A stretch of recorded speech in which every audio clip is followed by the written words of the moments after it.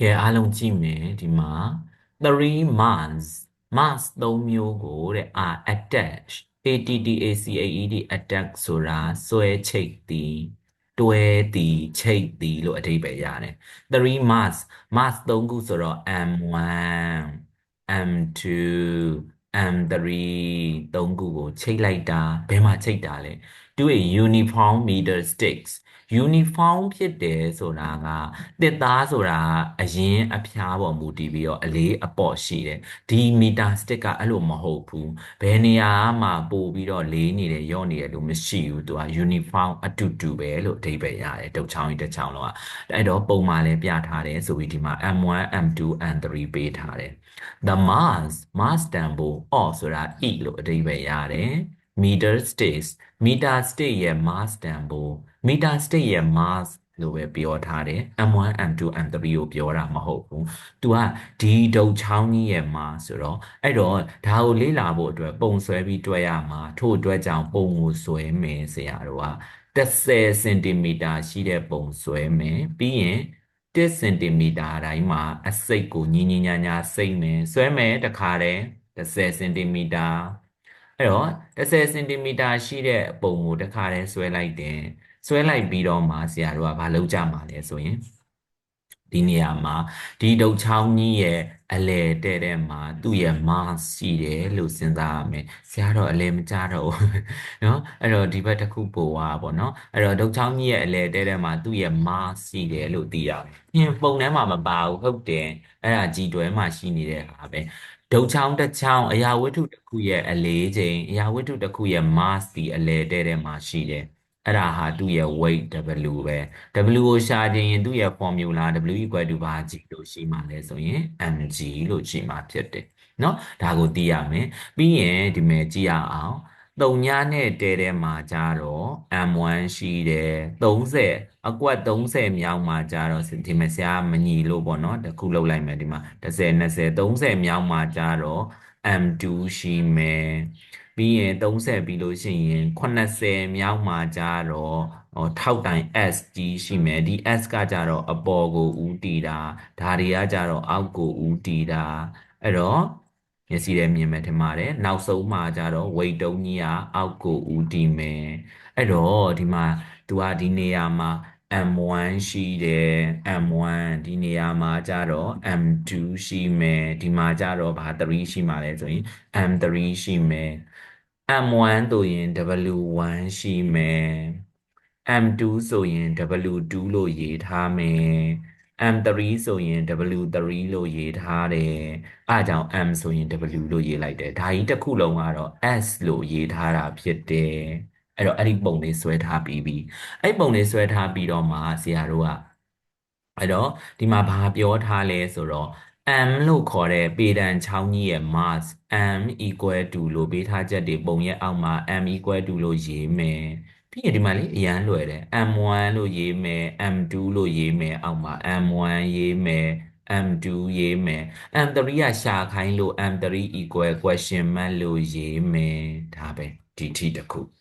အဲ့ဒါပြီးတော့တဲ့ that balance ဒါ balance ဖြစ်နေတဲ့ဒီ system ကြီးတစ်ခုက on the at the right end of the state ဒီ M3 ကိုဒီဘက်မှာချိန်လိုက်တယ်ဆိုရင်ဒါ balance ဖြစ်နေတဲ့ M3 ကိုရှာပေးရမယ် and ပြီးတော့တဲ့ normal reaction force reaction force ဆိုတာတံပြန်တက်ရောက်တာဒီ weight တုံးနေဆိုတာအောက်ကိုချိန်လိုက်တယ်ဆိုရင်သူတို့ကအောက်ကိုပြုတ်ကြတာအဲ့ဒါကိုမပြအောင်အပေါ်ကိုမတင်ထားတာကိုဒီအပေါ်က weight တုံးကြီးကို action လို့ခေါ်တယ်အောက်ကနေမထားတာကို reaction လို့ခေါ်တယ်အဲ့ဒီ reaction S ကိုလည်းရှာပေးပါလို့ပြောလို့ S equal to ဘယ်လောက်လဲလို့မေးလိုက်တယ်အဲ့ဆိုရင်အပေါ်ကိုမထားတဲ့သူကတစ်ယောက်တည်းအောက်ကိုကျနေတဲ့သူကပုံမှာပေးတော့3ခုကိုယ့်အကိုတိပြီးတော့မှထည့်ရတာ M လို့ခေါ်တဲ့အလဲတဲ့တွေကတစ်ခုဆိုတော့4ခုရှိတယ်အဲ့ဒီ4ခုလုံးကအောက်မကျအောင် S လို့ခေါ်တဲ့သူတစ်ယောက်တည်းကပဲမထားတယ်ဒါဆိုရင် S ရဲ့မတဲ့အားသည်အောက်ကိုကျတဲ့ဝတ္ထုတွေရဲ့ weight နဲ့အတူတူပဲ force နဲ့ reaction force လို့ခေါ်တဲ့တံပြန်တက်ရောက်မှုအားနဲ့အပေါ်ကတက်ရောက်တဲ့အားနဲ့ကညီနေရင်ဒီဝတ္ထုတွေက balance ညီမျှနေမယ်ရပ်နေမယ် equilibrium မှာဖြစ်နေမယ်ဒါကြောင့်ဒီ S ကိုလိုချင်ရင်ဒီ weight တုံးတွေဒီ mass လို့ခေါ်တဲ့ drug တုံးတွေရဲ့ 3မျိုးနဲ့ပေတံရဲ့ mass 4မျိုးပေါင်းလို့ရှိရင်ဒီ reaction force ကိုရမှာဖြစ်တယ်အဲ့လိုရဖို့အတွက် W1 ကိုရှာမယ် W ရဲ့ formula W1 ဆိုရင် W equal to mg လို့ရှာမယ် W1 ဆိုရင် m1g လို့ရှာမယ် W2 ဆိုရင်ဘာ 2g လို့ရှာမှာလဲဆိုရင် m2g လို့ရှာမယ်အဲ့ဒီမှာစဉ်းစားရအောင်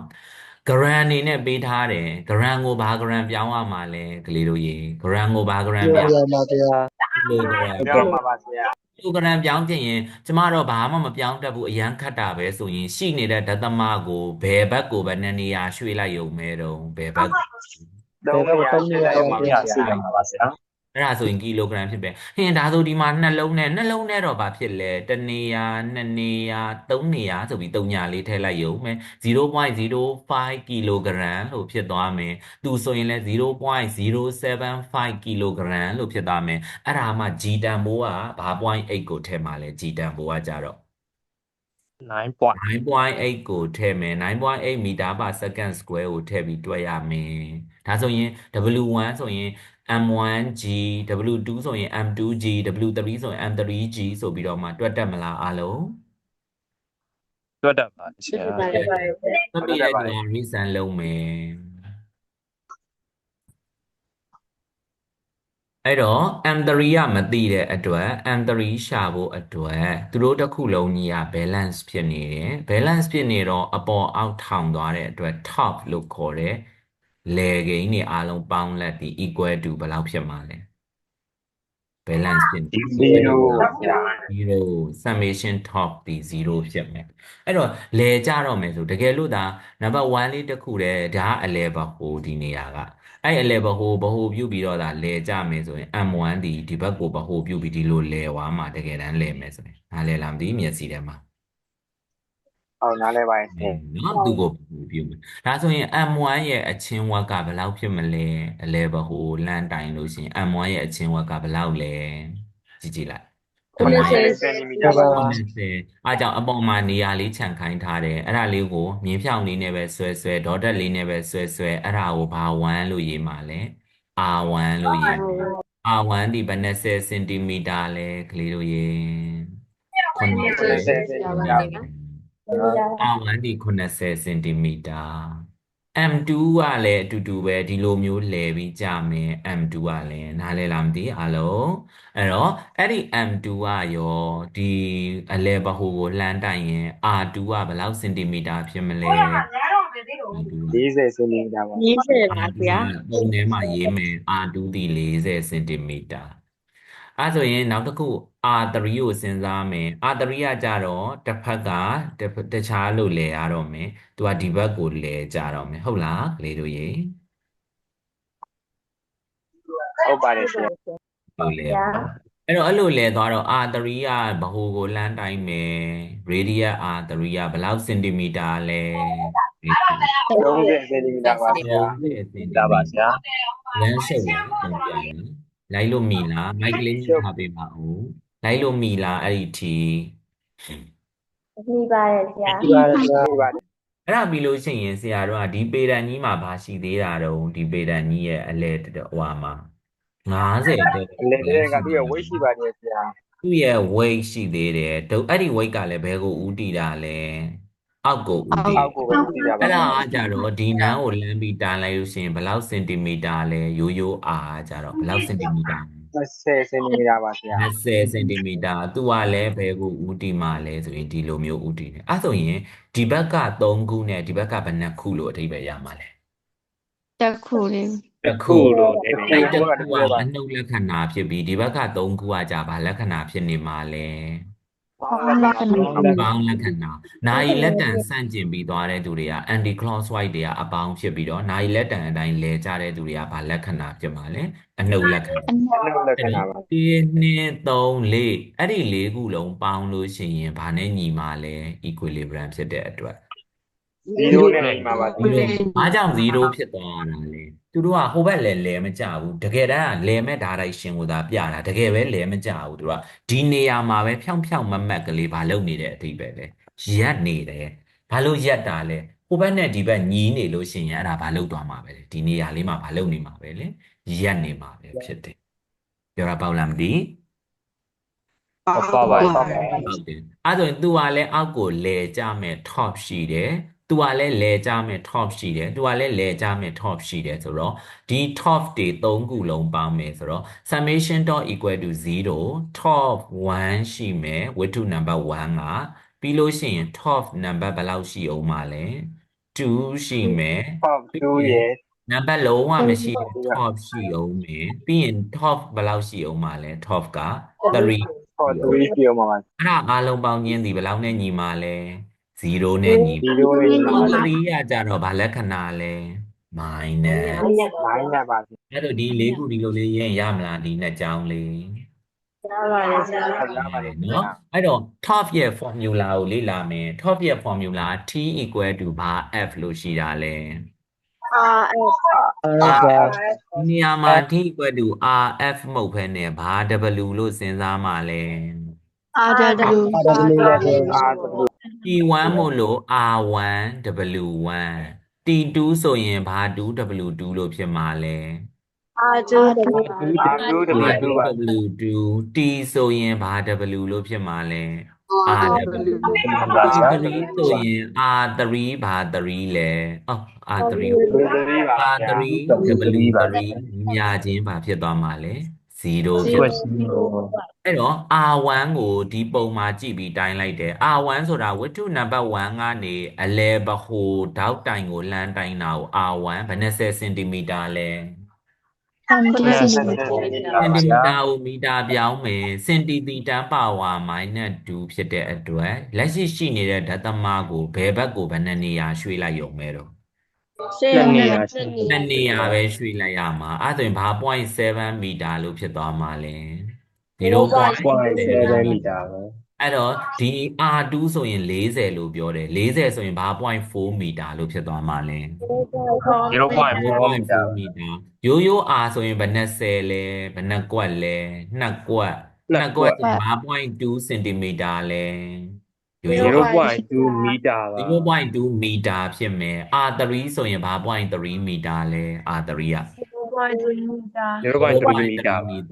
W3 ကသိလား ဒီပါဆရာ ငါတို့လူမျိုးက W1 ကိုရှာထားပြီးသားဖြစ်တယ် R1 နဲ့ W1 နှစ်ခုလုံးသိတယ် R2 နဲ့ W2 အကုန်သိတယ် R နဲ့ W အကုန်လုံးသိတယ် R3 သိတယ်ဆိုရင်ဘာ3ပဲကြံခဲ့မှာလဲကလေးတို့ရေ 3ပဲကြံခဲ့မှာပါ နားလည်ရလားဒီ formula တွက်တာ နားလဲပါတယ်ဆရာ နားလဲပါဆရာ အဲ့တော့ W3 ကနေမှဆရာတို့ကဘာ3ကိုရှာမှာလဲသူရှာခိုင်းတယ်ဘာ3ကိုရှာမှာလဲ M3 ကို M3 ကိုရှာမှာပါဆရာ M3 အဲ့ဒါနောက်ဆုံးမှရှာမယ်လောလောဆယ်တော့ W3 ထိရှာမယ်ကိုယ့်ကိုအစားသွင်းပြီးတွက်တတ်မလား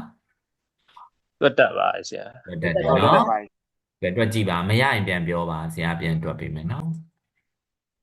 အဲ့တော့အစားတွေသွင်းပြီးမရှာတတ်တော့ဒီ formula လေးအတိုင်းသွားမယ်ဆရာဒီမှာ R1 ဆိုတော့ R1 ဒီဘယ်လောက်လဲဆရာကိုပြောမယ် R1 ကဘယ်လောက်လဲ 0.7 မီတာပါဆရာ 0.7 7 W1 ကဘယ်လောက်ရလဲ W1 က 0.49 ဘာလို့မရဘူးနော် W1 က0.9ဖြစ်မှာလဲ 49ပါဆရာ အဲ့ဒါတစ်ခုမြောက်မယ်ပြီးရင်အပေါင်းလက္ခဏာ R2 ကဘယ်လောက်လဲ 0.4 မီတာပါဆရာ ပြီးရင် RW ဆိုတော့ R နဲ့ W နဲ့လည်းမြောက်မယ်အဲ့တော့ဒီနှလုံးတွဲသည်မြောက်မယ်မြောက်ပြီးမှအဲ့ဒီသုံးလုံးကိုဘာလုံးမလဲ ပေါင်းပါဆရာ ပြီးရင်အနှုတ်ဘာ 3W ကျန်သေးတယ် R3 W3 ညာပါပါဒီလိုအဲ့တော့ R3 W3 ကအနှုတ်ဆိုတော့ဟိုဘက်ကိုရွှေ့လိုက်ရင်ဘာလက္ခဏာဖြစ်သွားမှာလဲ အပေါင်းလက္ခဏာတွေ ပေါင်းဖြစ်သွားမယ်အဲ့တော့ဒီဘက်3ခုကတက်ပေါင်းမယ်ရလားအဲ့3ခုပေါင်းတာ ရပါတယ်ဆရာ ရပါတယ်ဆရာ အဲ့ဆိုရင်အစာမသွင်းတတ်တဲ့လူရောသွင်းတတ်လားမလားမသိ R1 W1 R2 ကကြတော့ဘာ 0.4 လို့ဖြစ်မှာလဲ R2 က 0.4 W2 ကရောဘယ်လောက်ရလဲ W2 က 0.735 ပါဆရာ 0.735 တဲ့ရလားမသိ ရပါတယ်ဆရာ ဟုတ်ပြီ R ပြီးရင် RW ကကြတော့ R ကကြတော့ဘာ 0.2 လို့ဖြစ်မှာလဲ 0.2 ပါဆရာ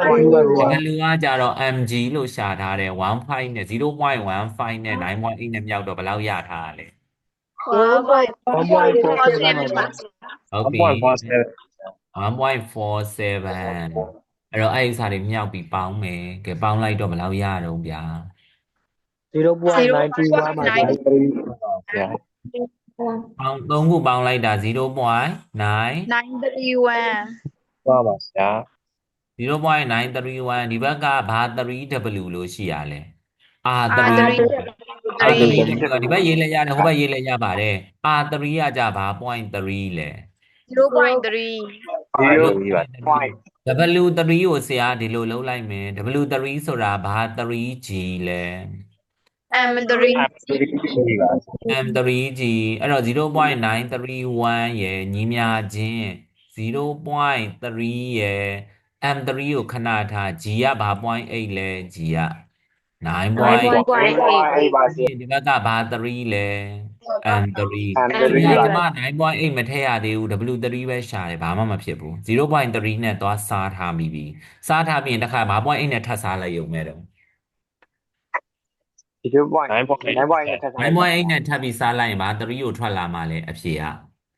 M3 3ထပ်လာမှာပါဗျာ အဲ့တော့အဖြေကဒါ0.931တေးကြရယ်နော်သူ့ကို0.3နဲ့သွားစားပြီးရင်9.8နဲ့သွားစားနှစ်ခါပေါ့နော်အဲ့လိုမဟုတ်ဘူးဒါမြောက်ပြီးမှသွားစားကြိုက်တာနဲ့စားရမလားကလေးတို့ရေ ရပါတယ်ဗျာ အဲ့ဆိုရင်ဘာ3ထွက်ပေါ်လာခဲ့ပြီလေအဖြေက M3 ထွက်လာတယ် M3 ကဲထွက်လာတော့ဘယ်လောက်ထွက်တုံးအဖြေ M3 က 0.3217ပါဗျာ 0.32 317 3167ပါဗျာ 317လား3167လား 3167 ရပါတယ်ဆရာ7နဲ့ယူရ3166တေရတာဟုတ်လား ဟုတ်ပါရဲ့ဆရာ ဟုတ်ပါတယ်ဗျာ ဟုတ်ပြီအဲ့ဒါ0.3166ကီလိုဂရမ်လို့ရမယ် M ကကီလိုဂရမ်နဲ့ပြထားတာလေဆရာတို့ကเนาะအဲ့တော့ M3 ရရင်ဘာ3ရှာရပြီးတော့ထပ်ပြီးတော့မှာဘာ3ရှာမှာလဲ W3 3ပါဗျာ အဲ့တော့ W3 ကိုရှာမယ်အပေါ်မှာ W3 ရှာခဲ့တဲ့သူကရှာစရာမလိုတော့ဘူးလေသဘောပေါက်လားမသိအဲ့တော့